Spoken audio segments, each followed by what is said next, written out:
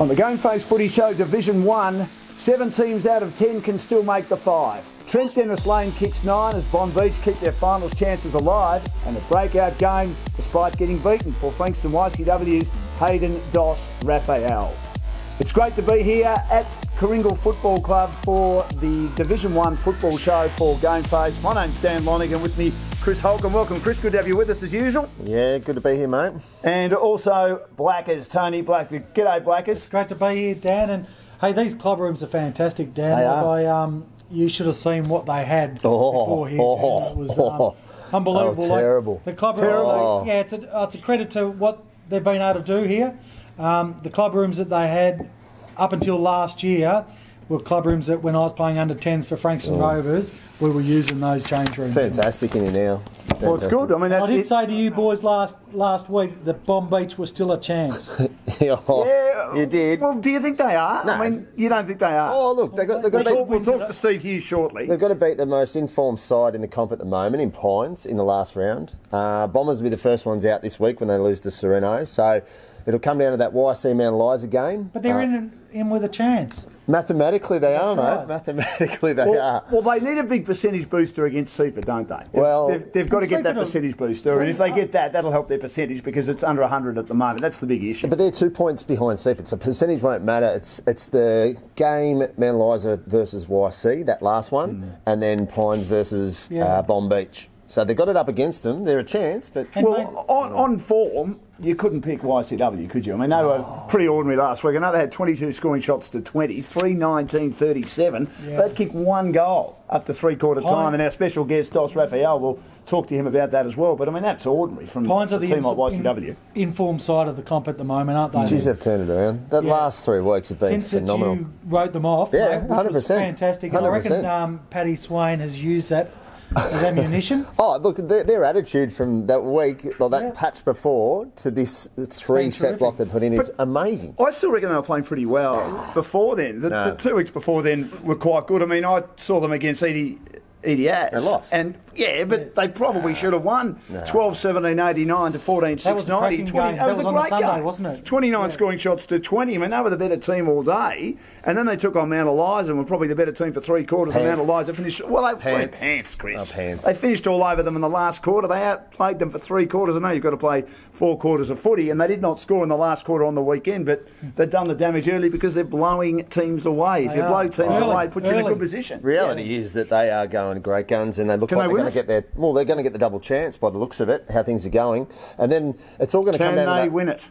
Oh, look, I think anyone in that top 5 could win it. I don't think there's a standout side. Anyone in that top 5 could beat anyone on the day. Yeah. It depends on who's on a roll at that time. That's what it will be. It'll come down to that. So who finishes 5th? You still think YCW? YC will finish 5th. You think they will? They'll play, yeah. Probably Mount Eliza in that first final. Pines Edithvale in the other one, qualifying. So you feel Serendale will finish on top? Yeah, I think so. I think they've got a softer run home. They've got Bombers. Well, they've got EDS in the last game. Yeah, I think that Edithvale will beat Sereno the last game. Yeah, all right. Let's go with that. It's at Edithvale. Yeah. But we believe Tom Lamb won't be playing. No, I don't think he kicked 5 for EDS.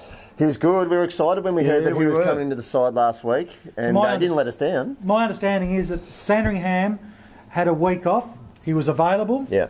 They let him play, and then he will go back to Sandringham. That's what... Yeah. So is that a good thing? I mean, look, it helped them win the game comfortably against the Bombers. He kicked 5, but by having him just play 1 game... Is that good for the football club? It's great exposure for the kids to be able to play with a guy of that ilk, and I reckon it's also... for the future? Yeah, for the future. Like, so when he comes back from a Sandringham, he's got that home club. It's not like they're going to court him. He knows what the club's all about. They're strong, competitive. He knows the guys. Bang, it makes you... I get what you're saying, though, too, Dan, because there's other people vying for selection, but on the weekend there was quite a handful of guys that are good players for Edithvale playing in there too. So I believe Tim Mannix isn't far away. Oh, well, I think he's still at... I reckon he's a couple of weeks. I don't reckon he'll play. Would you play him in the final? No, not until he gets fit enough. He needs a tank, and he hasn't had one. He hasn't played all year. So once he gets that tank in, he might be running out of time. Word was after the game on the weekend that he was a bit sore, and he's blowing hard. So he might be a few weeks at least away. Well, Trent Dennis Lane was a star for Bomb Beach on the weekend. We were lucky enough to catch up with Steve Hughes, and they've really turned their season around, as we mentioned. They've won 4 of their last 6. They're beating teams above them. They're in contention now. We spoke about their percentage needing a bit of a boost. But I asked Steve Hughes what has been the main reason for the turnaround over the last 5 or 6 weeks. Well, I've got Steve Hughes, the coach of Bomb Beach, with me. Steve, when we broadcast your game about 5 weeks ago, which was against Frankston YCW, the team was struggling. You've really turned a corner since then. What do you put it down to, you reckon? Yeah, well, it's. I mean, look, it's. I think every coach has said the same thing. It's a very tight season, and we've, I guess, been on the winning end a few times in some tighter games. You know, obviously the YC game was sort of the start of a good 4 or 5 weeks. I thought even against Mount Eliza we were pretty competitive as well. So, in terms of the form, I think probably just got our, I guess, what we consider to be our bottom end, maybe contributing a little bit more than what they were earlier on in the year. So, yeah, so that obviously makes an impact in tight games. So, yeah, it's been a good 4 or 5 weeks for us. It helps to have Trent Dennis Lane, obviously your marquee player, back to full fitness. 9 on the weekend. How good was that? Yeah, no, he was terrific. Look, in fairness to Mornington, we're probably a little bit lucky. You know, Warwick Miller missed the game. I think he's only missing the 1 week, and you know, he typically gets Trent. So, you know, they had a number of guys rolling through Trent. He just probably sort of showed his class. So, and are you staying on as coach, Steve? I know you've got big work commitments, and I did hear that it was going to be a bit of a challenge for you to do it this year. You've obviously done an outstanding job at the club. Would you like to do it again? Yeah, I would. It's just that you're right. It's just a case of not only work, but family as well. I've got 2 young boys, and you know, my oldest is probably looking at maybe playing footy over the next year or 2, Charlie. So yeah, so I'm having a chat with the club at the moment. We'll sort of sort it out over the next couple of weeks, but yeah, hopefully we can get it all sorted. Good on you, Steve. I appreciate your time. Good luck for the rest of the season. Thanks for being part of it. Pleasure, Dan. Have a good night. Thanks, mate. All the best. See you. Yeah, they've been very impressive, the Bomb Beach Football Club, and Trent Dennis Lane kicking 9. A good player, Chris, to have up forward. He's had a month of really good form. He has. So he's probably just capped it off here with not having Warwick Miller and James Turnbull out at the moment overseas. They probably didn't have that lockdown for him. So, and he blew it out. To kick 9 in a senior game is a great effort. Oh, it's a terrific effort. And, you know, the 2 games that they've lost in the last 6 weeks was a close one against Edithvale and at home against Mount Eliza by 18 points. Yep. So their form has been really good, and you're right in what Steve said. You know, when you start to get a few senior players back, it does help. But they've turned that club around. Like, they could have just fallen off because mathematically they were really, really slight chance to get back in, and they just fought and fought. Yeah. But while there's still a bit of light, there's still hope. Yeah. He hopes to coach again. I mean, that hasn't been resolved yet. He's obviously, like most coaches, got business and family commitments. He's got 2 small boys, one in Charlie who's close to start playing football, and obviously like to spend some time there. But obviously he's done a great job at that football club, and to get them back in contention when it looked like they were gone, 4 wins and 6 losses, and they'd suffered a couple of very heavy defeats. Their percentage is a concern, but as you say, the 2 points that YCW got for that non-event against Seaford because of the very bad injury to one of the YCW players at the time means that maybe the percentage doesn't come into it as much. And just to give Hughes a rap, like I think he's 4th or 5th year there. They've had a great run. Like Bomb Beach, they've been in that top 3 bracket for a while.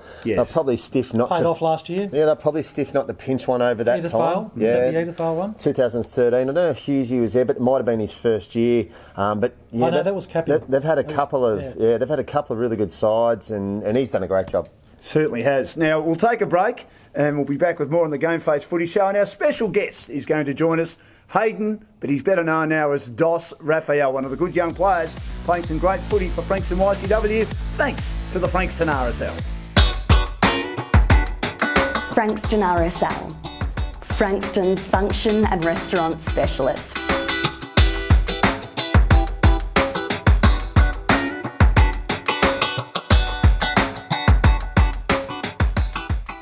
Looking at the Division 1 goal kicking with 2 rounds remaining, Aaron Edwards of Pines has a 5-goal advantage after beating 4 in their terrific win on the weekend. He's on 48. Trent Dennis Lane has roared into contention from Bomb Beach. He kicked 9. He has 43. Geordie Moncrief of Mount Eliza had one of his best days for a while, a bag full of 5 to be on 40. Lee Paholke of Sorrento, 37 after 3 goals on the weekend. And Jackson Caudle of Mornington has been ultra consistent for the Bulldogs. He kicked 2, he's on 35. In the reserves, Michael Chaplin of YCW kicked 6, he's on 37. He should win that competition, 2 rounds remaining, and he has an 11-goal advantage over Tom Loney of Seaford, who's on 26, none on the weekend. Reece Chalkley of Pines kicked 5 to move to 20. Jake O'Neill of Edithvale Aspendale didn't kick any, he's on 18. In the under-19, Sam Hart of Edithvale Aspendale has a 4-goal buffer. He kicked 1, he's on 35. Kobe Villas of the Bombers, none, on 31. Sam Sturt of Mount Eliza has been playing senior football for a while, so remains on 25. And Josh O'Toole of YCW kicked 5 to move to 24. We're in the boardroom of the Karingal Football Club. Great to be here for the GameFace Footy Show First Division. And thanks to Frankston RSL, major sponsor of the Frankston YCW Football Club, our special guest, Hayden Doss Raphael, who's been a star for the Frankston YCW team this year. He, of course, was captain of the under-19 team that won the premiership last year. Doss, great to have you with us. Why do they call you Doss? As a junior, I went through a few stages where my first name is Hayden.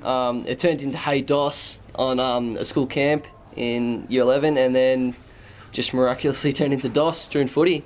So have you actually changed your name by default to Doss Raphael yet, or are you still Hayden Raphael? A lot of people call me Doss. I think only my parents now call me Hayden. When you're in trouble? Yeah, when I'm in trouble. Normally when Dad's yelling at me or spraying me from the ground. Hayden! But everyone knows me as Doss now, so yeah, it's spread. Talking of that, your dad was pretty hard on you as a junior. Do you think at times he was a bit hard?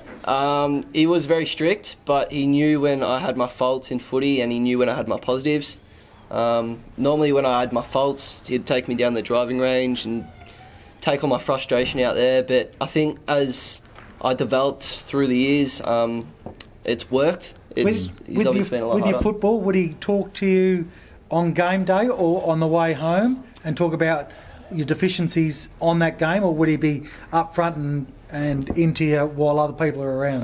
Normally he's just on the way home. He doesn't really take it out in public. But he doesn't like backhand me or anything. But no. Nah. You hope not. No, he doesn't. But he's just he loves revving me up and making sure I'm on the right track. Really. You had an outstanding game on the weekend. Yeah, I thought I played pretty well. Yeah. Is that why you're not at training on Tuesday night? Yeah, that's why I'm skipping the warm-ups. Oh, that's a bit handy. There's a lot of good players running through the league at the moment. Who's the best player you've played on this year? Played on or played against? Oh, both.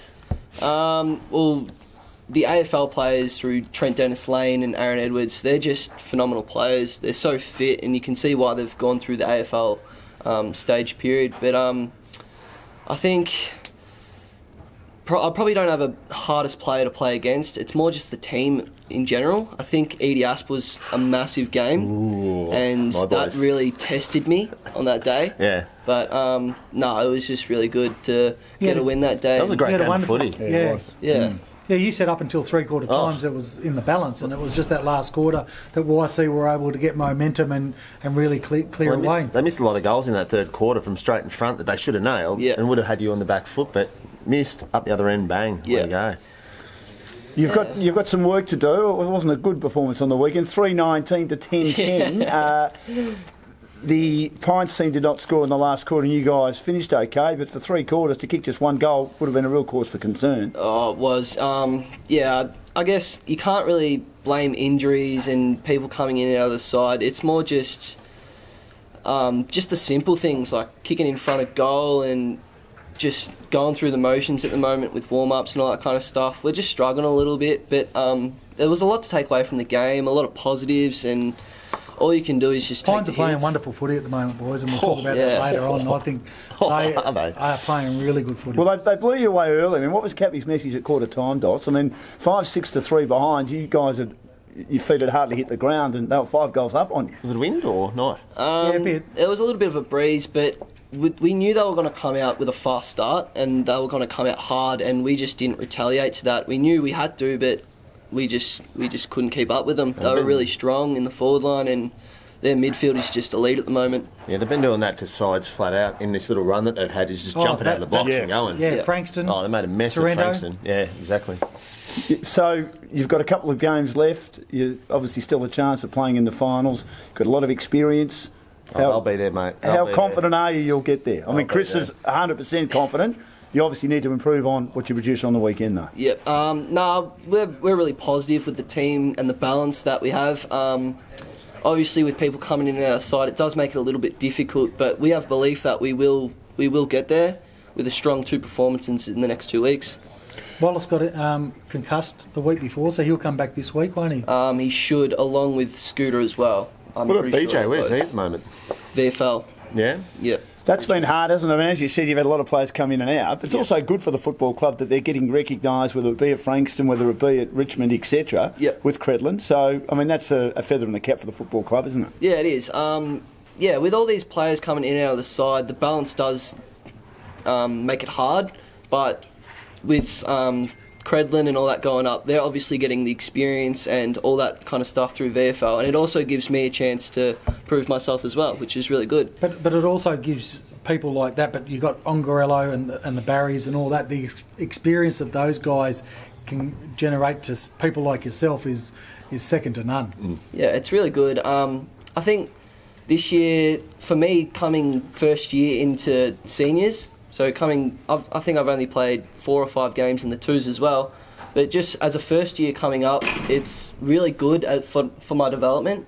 I think playing 10 games now in my first year in seniors is just really... Starts to give you belief, doesn't it? It does. It gives you a lot of confidence, and it gives you a time to prove yourself, and that's just what I've done. And what do you love most about the Stone Cats? I mean, they are a successful team. They've got a great culture. But is there something that stands out for you? Well, I came over in under-17s just because of my mates. But at the moment, it's just the belief around the club, really. All the blokes there are just amazing. The coaches, the support. They do it well. Yeah, they do it really well. The culture there is really, really good. And, yeah. I know they've only won 1 game since you've been around, Dan, but they are a good side. Oh, I'm sure they are. I mean, when you win 7 out of 8 premierships, you are a very, very good side, no doubt about that. And if they get in the finals with their experience, they'll cause all sorts of problems. And they've got a very good young fellow here in Hayden Dos Raphael with us. Dos, it's been a great pleasure chatting to you. Good luck for the rest of the season. Congratulations on what you've achieved so far. Thanks for joining us. Thank you very much. Cheers. And Hayden Dos Raphael joining us thanks to the Frankston RSL. Back with more on the Game Show Footy Show on the GameFace Footy Show in just a second. St Andrews Brewery, using the finest ingredients, ensuring each beer is full of flavour and character. Pencon Garden Supplies and Mini Mix Concrete is a family-owned business that has served the Mornington Peninsula magnificently for more than 50 years. For all your garden and building supplies, concrete, soil, sand and mulch, visit Bart and the team at 58 Peninsula Avenue Rye or call 5985 2252 or 5985 2998. Best players in the seniors, thanks to GameFace, and Sean Downey of Rosebud has a 9-point advantage. He didn't get any points. Rosebud had a pretty dirty day on the weekend. He remains on 62. Joel Miller of Mornington, another fine game despite the Dogs' defeat. 5 points, he's 53. Mitch Hallahan of Sorrento, 4 votes to move to 48. His teammate Nick Marston, 5, he's on 46. Kyle Hutchison, the veteran from YCW, 3 votes to move to 43. And Dean Williamson of Seaford progresses to 41 with a 4-vote game.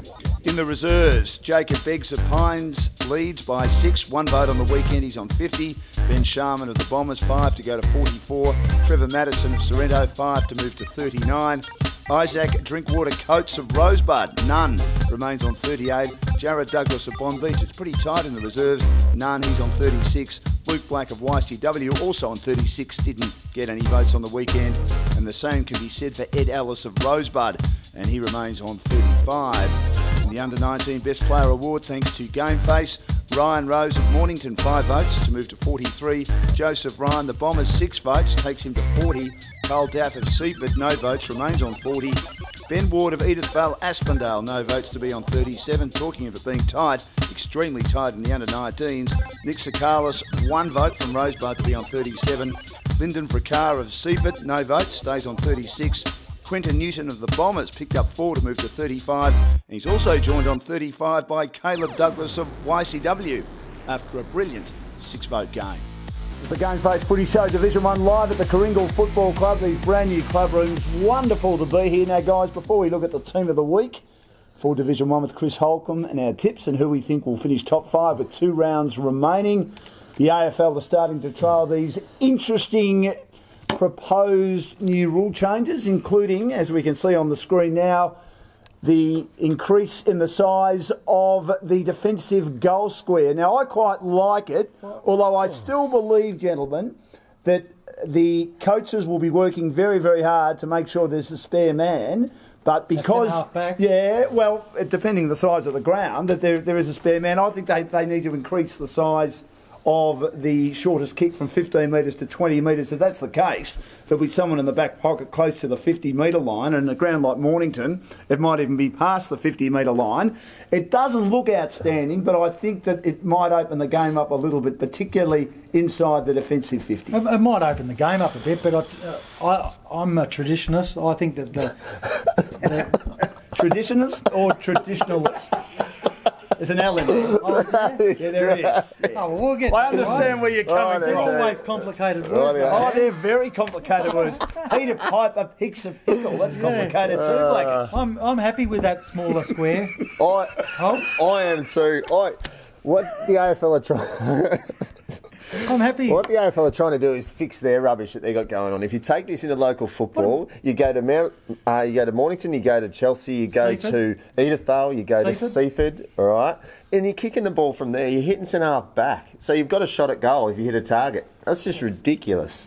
It's stupid. You have a look at the games on the weekend. So you don't think it'd open it up? Friday and Saturday, there was 5 games of football under 6 points. Oh, exactly. It was a wonderful round of AFL football. Yeah. I mean, the Sunday was very poor. Yeah, you're going to get some crap games. Yeah. Just on that, let me just throw another one in for you.